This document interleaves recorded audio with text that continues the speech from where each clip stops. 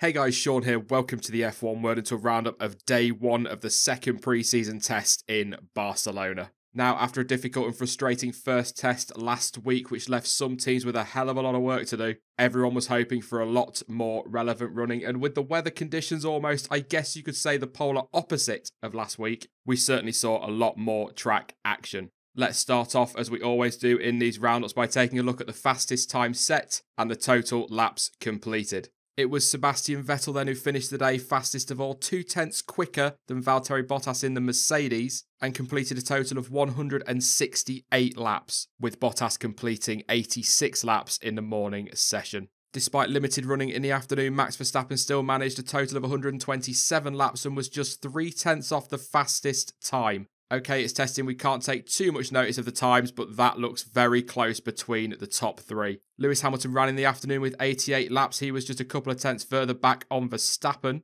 Following on from an impressive first test, it was a positive morning for Pierre Gasly in his Toro Rosso. He managed 54 laps. However, we didn't see much of him in the afternoon because of a brake system issue which limited their running. Kevin Magnussen, a really good day for him, 93 laps in total, 121.298. Haas, of course, were one of those teams coming into this week that really needed to get some laps on the board. Needed well this afternoon, despite an issue which we'll come on to in just a moment. Nico Hülkenberg racked up 48 laps in the morning, but his teammate Carlos Sainz nearly doubled that on 91. And the two of them separated by practically nothing, although Carlos Sainz was running on the faster tyre. Sergei Sirotkin ran in the morning for Williams. He did 42 laps and was just a tenth further back on the Renault for what was a much better showing from Williams today. Sergio Perez finished the session in 10th place with 93 laps. Another team coming into this week that really had to get the laps on the board, so a good day for him. Marcus Ericsson joined the 100 club with 118 laps. He ran the super soft tyre and was just a tenth slower than Sergio Perez just ahead of him. Lance Stroll ended the day in last place with a total of 83 laps. He did run the hypersoft tyres, but it also looked as though he was running race simulation throughout the afternoon, so I don't think we can read too much into that time.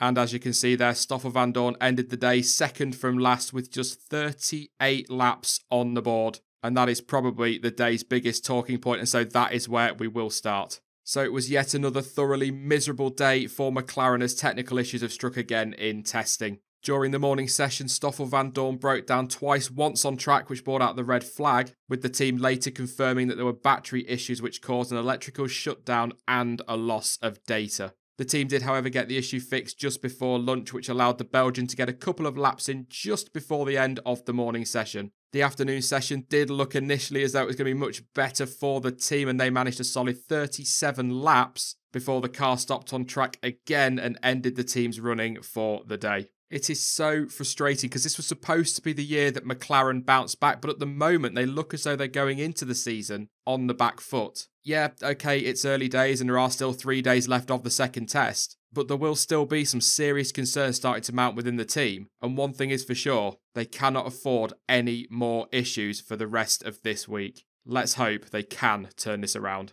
Max Verstappen also brought out the red flags during the afternoon session as his Red Bull ground to a halt at the end of the start-finish straight. At the time of recording this video, there's been no confirmation from anybody as to what that issue was. However, if we find out, I will address it in tomorrow's roundup. The team did manage to resolve whatever the problem was, and Max Verstappen got out late in the afternoon for a few more laps. Another team who had issues were Haas. They had some concerns regarding an ERS-related component which limited their running time during the afternoon session. However, the team did manage to rectify that issue and K-Mag was back out on track for the last hour of the day. Away from the track then, and Sauber have confirmed that Tatiana Calderon will be the team's test driver for the 2018 season. Of course, she was the team's development driver for last year, but Tatiana said, "This collaboration will build upon the experience that I have gained as development driver with the team over the past year. I have been able to substantially expand and develop my skills as a race driver, and I am convinced that I will be doing so throughout this year." The team principal Frederick Vasseur added, "Tatiana is a very hard-working person who has impressed the team with her focus and dedication. She has made good progress as a driver, developing both her mental and physical capabilities continuously over the past few years." I have to say, it's a very well-timed announcement by Sauber, but we'll not say any more on that for now. However, I will say that personally, I'm really happy the team have kept her on for the 2018 season, and based on what they were saying about her last year, it is well deserved. That is it from me. I will be back tomorrow with a roundup of the second day of the second test. And don't forget to join us as well tomorrow at 7 p.m. UK time, when we will be live to discuss testing in a bit more detail and, of course, open up to your questions. In the meantime, though, you can follow me on social media. Links to Facebook, Twitter and Discord are all in the description down below. But as ever, thank you for watching. I've been Sean. This has been the F1 Word. And until next time, goodbye.